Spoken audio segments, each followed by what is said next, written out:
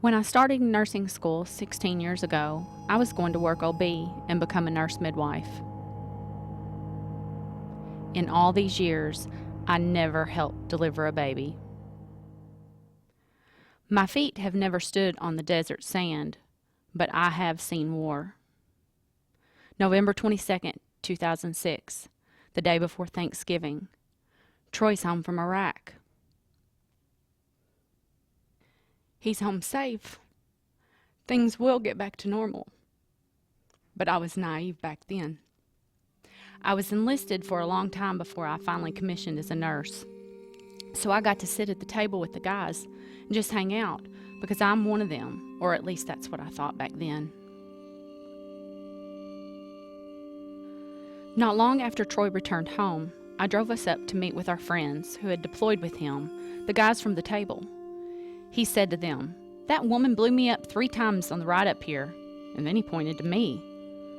There was a trash bag, a blown tire on the side of the road, and I think she hit every pothole possible.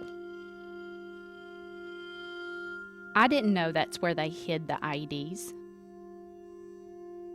I've heard lots of those stories just sitting around the table with the guys, at restaurants, in the chow hall, in their homes, but not so much my home. Here's what I knew about the hell. To wake him up very carefully, speak before I touch, keep my distance. What he admitted to, he became claustrophobic, and that he had started to have some short-term memory loss. He would only drive in the outside lane at McDonald's. He felt too trapped on the inside lane.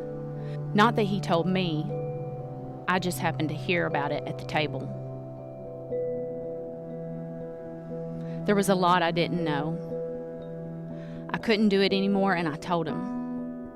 And that's when he told me about the sleepless nights, flashbacks, the guilt, the suicidal thoughts. That it wasn't me, and that he wanted the pain to stop. I'm a nurse. I'm a soldier.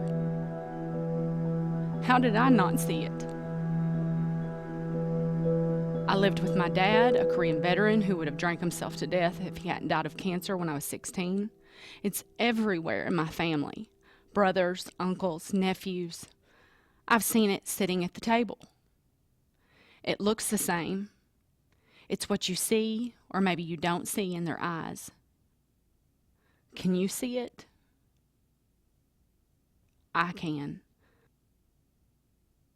I mean, I knew he had PTSD and had brain injuries from being closer to more explosions than I care to know.